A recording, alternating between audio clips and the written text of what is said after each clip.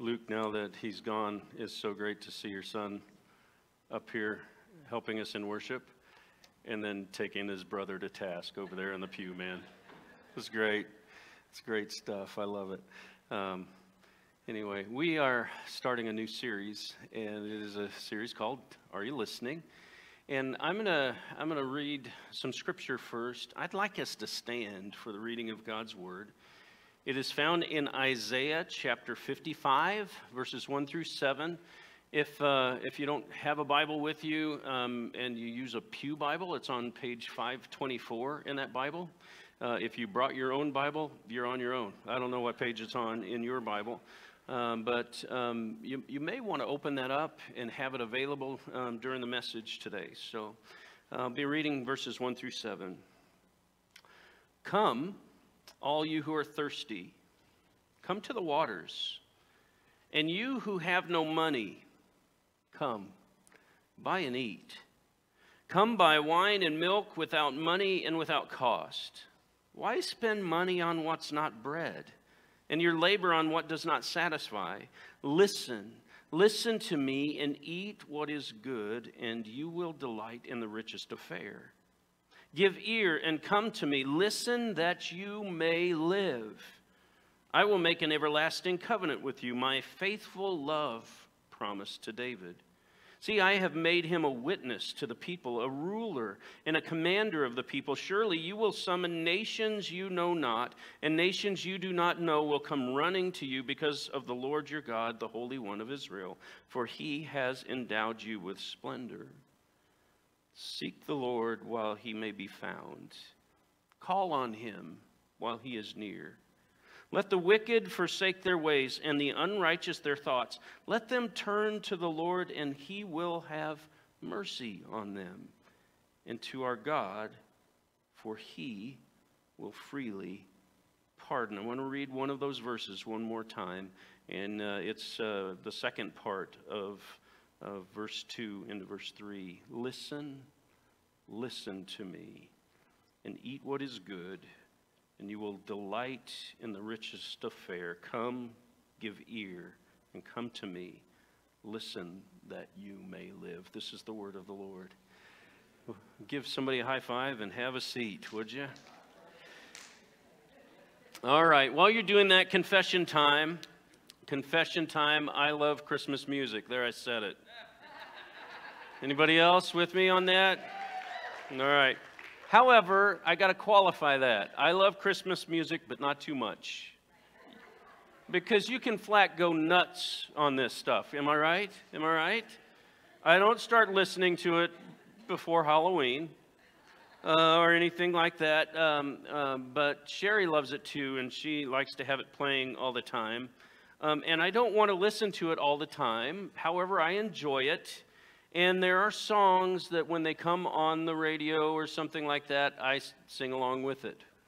Now, let me qualify my love for this Christmas music, because there are some songs that get circulated on the Christmas playlist that I can't stand.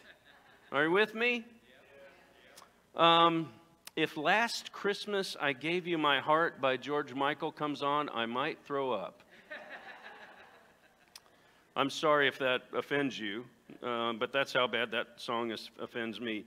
The other one is All I Want for Christmas Is You by Mariah Carey. Is anybody with me on that? I mean, she had a great career, and this has helped extend it, I guess, for her. Hang it up, Mariah. Come on. All right.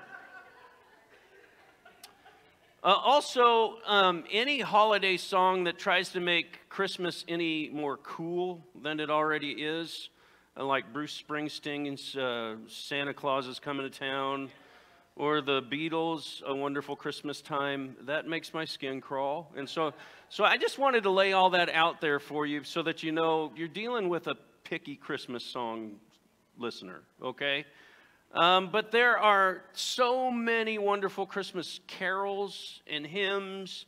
There's so much incredible new Christmas worship music. And I even like many of the sentimental and sappy songs that really aren't Christian. They're just Christmas. One of those that I sing nearly every time that it's on is Walking in a Winter Wonderland. Did anybody like the classics like that? Do you remember how that song starts? Sleigh bells ring, and then what's the next line? Are you listening?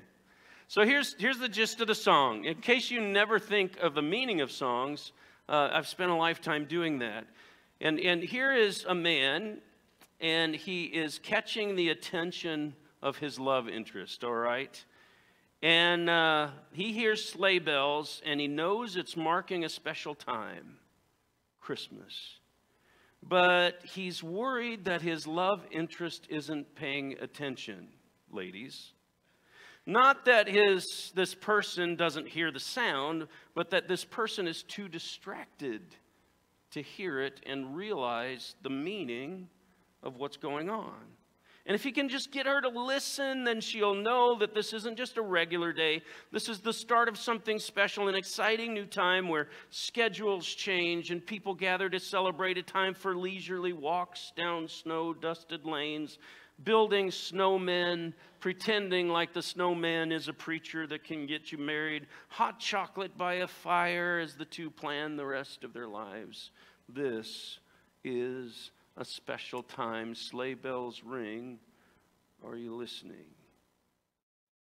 Have you ever noticed something fantastic and tried to tell somebody about it, but they're so busy or so focused that they missed what's happening right under their nose? On trips I drive, Sherry reads, or sleeps, or works on her computer, or talks on the phone, or fiddles with the contents of my truck. Now, I don't usually tell stories at Sherry's expense, but I prayed about it and thought this was a good time.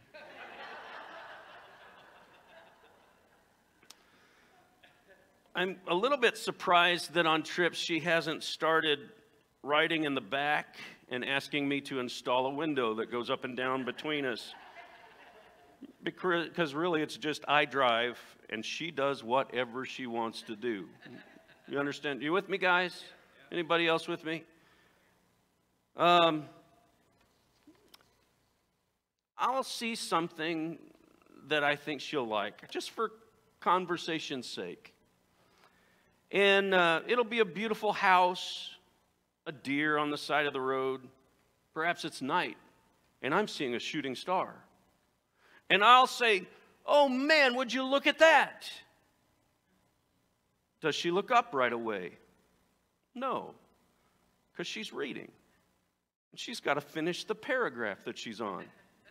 When she's done with the paragraph that she's on, she looks up and looks around and says, "What?" Or she'll pacify me and go, "Yeah, that's nice." Every now and then I'll say, "Well, honey, what was it that you saw?" "It was nice." So we're driving carefully around the general proximity of the speed limit. So it's not like what I've seen will be available for very long, and by the time she looks up, it's gone. She's missed it. Then she just puts the window up, so I'll stop bugging her, right? Isaiah 55 has a messenger that's crying out in a busy marketplace. There's people all around. But Isaiah knows that something special has happened. And this messenger has two invitations. Two invitations. It's actually the same invitation, but it's to two different types of people. And it's to find food, and it's to find drink that will satisfy. And the first are those who are thirsty and hungry, but have no way to get what they need. Those who are thirsty, those who know that they need something. See, you're aware when you're thirsty, aren't you? You're aware when you're hungry. and you can't get your thirst quenched. You know you have a need. You who have no money says. When you have no money, a meal is hard to come by. Drink is hard to get. Your need is in front of you, and you can't think of anything else, and the only thing that you can do is hustle. Yet no matter how hard you work, how crafty your plan, your every effort only seems to leave you further and further behind. He addresses those who can't afford drink. It's an invitation for those who know they have no other option. The second invitation is connected to the first, but it's to a different audience. These are the people who have money to spend. They waste their money. They waste their time. They waste their energy on things that cannot satisfy them. And you just see them walking around buying different things. They're hungry, and yet they're malnourished. Yet there's plenty to eat. The things that they buy can't fill them. They have all the money in the world, but they're buying donuts and candy instead of the kind of food that will satisfy their nutritional needs as well as their hunger. This is an invitation to those who live in a time when they can get what they want, but they've lost track of what they need. Isaiah has a message for us. And the messenger isn't getting a response, so he issues a louder invitation. And he has to repeat it. Listen to me. Eat what is good, and you'll delight in the richest of fare. These aren't happy meals that he's passing out. He's not just giving the basic caloric minimum. The richest of the food is being offered, the best that can be found anywhere. This is 5-star dining, specially crafted not only for optimum taste, but to take care of your nutritional needs, and it's free. We don't wade far into the poem before we realize the prophet isn't really talking about food. He's talking about something we need, even more than food. Something that's always before us, something that is gnawing inside of us, something that speaks louder and louder at times, but something that we fight. He's talking about a hunger that we all have. A hunger for what is essential to our lives, a deep soul hunger for connection to, fellowship with, and belonging to that which is ultimate, a hunger for God. Some of us know our need. We know our poverty. We've faced it by hustling and by crafting plans and maybe by working around the edges of God, because surely we know our need and He does too, and He wants to stay away from us. So maybe we better stay at a safe distance from Him. We need His grace, yet we can't afford it. And there is another group of us, all happy and busy and distracted and in the marketplace of life, focused on so many things, but no one focused on the beautiful and powerful and life-changing thing that is happening right under our noses. Sleigh bells are ringing. Are you listening? You see, when we realize something, that God has something to say, and He has something to say specifically to us, and He has something to say specifically to us that is life-changing, maybe that should get our attention. But you see, I think we have convinced ourselves that we can fill our need on our own. And can I just say to you, in this crowd, there aren't many of us here, maybe a few of us, but there aren't many of us that so firmly recognize our need that we would consider ourselves debtors. You see, because most of us are self-sufficient enough that we think, I can meet my own needs. I can do the work. I can put in the time. I can learn whatever it takes, and I can fulfill my own deepest desires. But this passage is telling us no. In fact, this passage is closing the gap between those who can take care of themselves and those who desperately needs something is closing the gap and is telling us, no, we are all debtors. We are all in need and cannot pay. And yet the invitation is to come, to be filled. And there is a phrase in here, a phrase that we're going to just explore over the next several weeks. This one, listen. Listen to me and eat what is good, and you'll delight in the richest of fare. Give ear to me and come to me. Listen that you may live. See, I think most of us would like to think we have a close relationship with God. Most of us would like to think that we live God-directed lives and God-fulfilling lives, and that we draw strength from God and that we draw peace from God and mercy from God. But this is an invitation for something altogether else. This is an invitation to draw close to the King of Kings, to draw within striking range of the Almighty, to be intimately close with the one who created us and the one who can decreate us. He says in verse 6, seek the Lord while he may be found. Call on him while he is near. This is an echo of what we talked about a couple of weeks ago in the book of John, when Jesus is giving his last shout to the people in his public ministry, and he cries out, seek the Lord while he may be found. Because in the person of Jesus, the one who is speaking this message comes in person, and what he wants us to do is to hear. Now, we're in a pretty individual age. We're all individuals, right? Not only are we individuals, we're expressive individuals, which means I'm an individual, and what I do is none of your business, but you need to know what I'm doing, because I'm going to make it your business, because I'm an expressive individual. It's important that I tell you what I'm doing, all right? You don't judge what I'm doing, but I'm about to tell you what I'm doing, and so you just sit there and take it. I need to be heard. Amen? Yeah.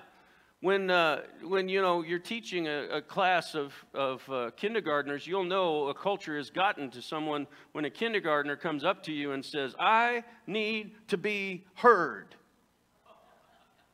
Yeah. Wait till he grows up.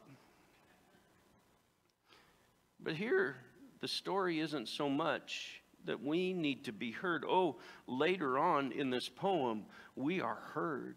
We are given a chance to pour our hearts out to God, to pour our guts out to him, to speak. We are given the chance to speak before the King of Kings. But he says, first, I want you to know this. I was looking for you long before you were looking for me. I was speaking to you long before you were speaking to me. At the moment when you thought, I wonder if God is even out there, I wonder if I should start looking for God, God was already searching for you.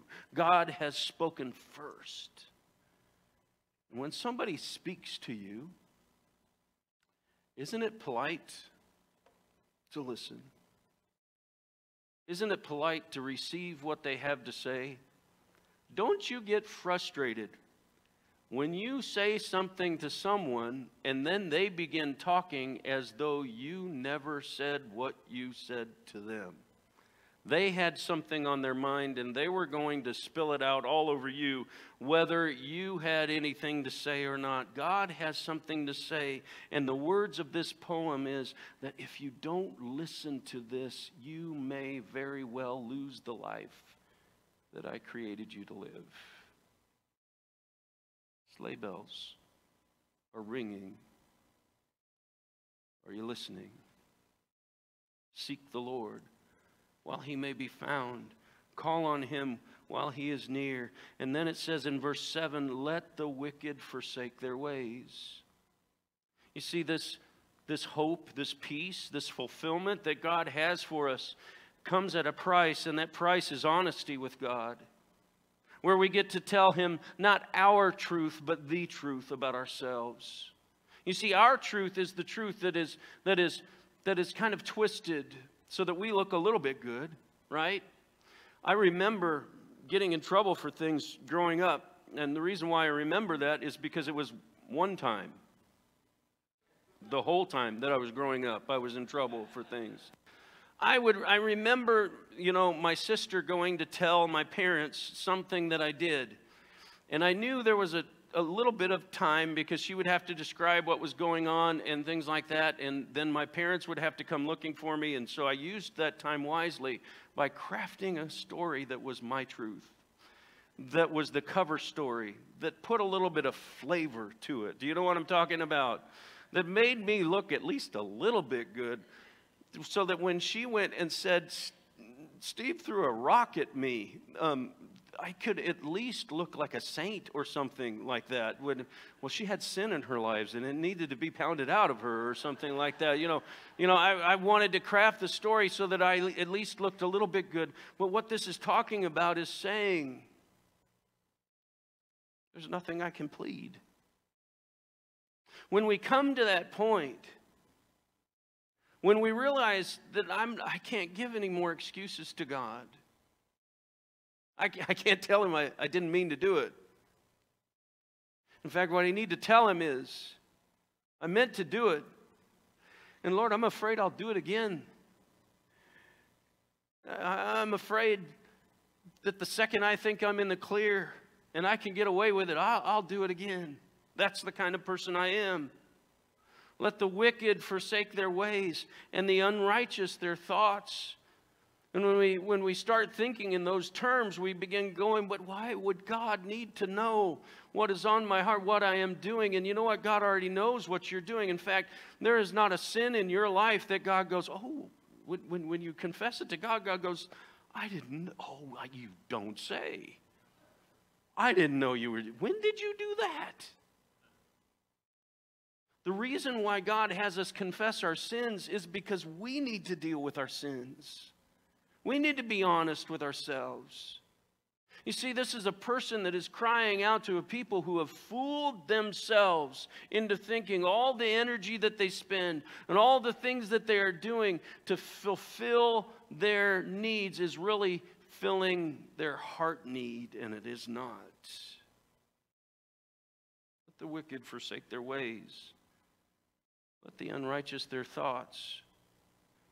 But listen, as they unload the truths about themselves, listen to this. Let them turn to the Lord, and he will get them. Is that what it says? Let them turn to the Lord, and he has punishment for them. Let them turn to the Lord, and he'll say, you don't say, I am not talking to you. But in verse 7, the second part of that, it says, let them turn to the Lord, and he will have mercy on them.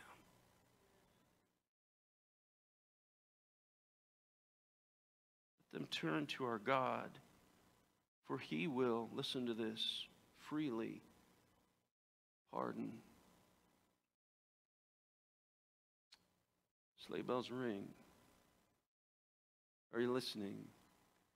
We begin this Christmas with a cry. There's something happening right under our noses, and the messenger in Isaiah wants us to know what's happening. You see, because we're distracted. You ever get distracted during this time of year? There's a lot of things to do, isn't it? What we should call Christmas is the season when we just double up on our to-do list, right? You're already busy in the regular time of the year, but let's add to that. We got to get a gift for everybody, but not everybody, because not everybody deserves a gift, right? And so you got to decide who's not getting a gift in your life, and then you got to decide what gift they get, right? And as you're going down the list, don't you kind of think this way? Don't you kind of think this way? I'm going to give this to them. Oh, I really like that person. Let's up that budget a little bit for them, right? And then you get to somebody else and you go, no.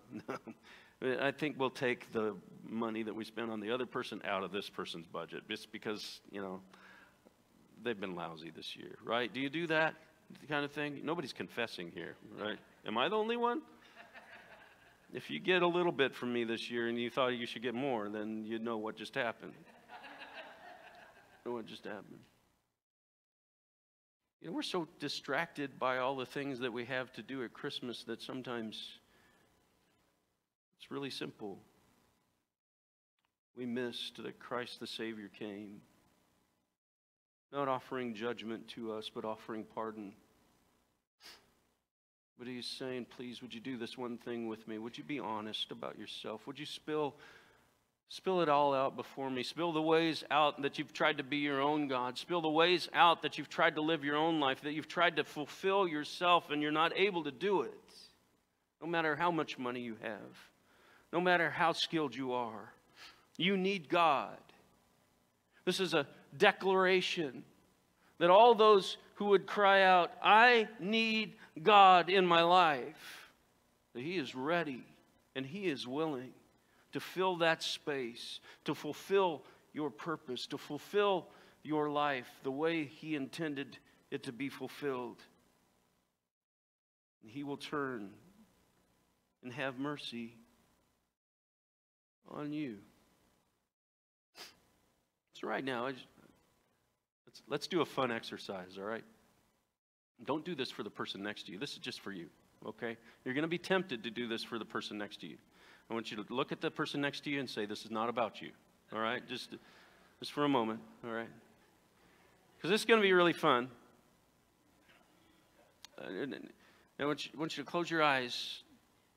I want you to picture what you need to confess before God. Oh, I told you it would be fun. I lied. I want you to picture what you need to confess before God, the ways that you've not allowed Him to be God in your lives, the ways you've rebelled against Him. We sang a song earlier, said, you are good. You are good. For some of us, I'm convinced we didn't follow His way because we didn't trust that it was good for us.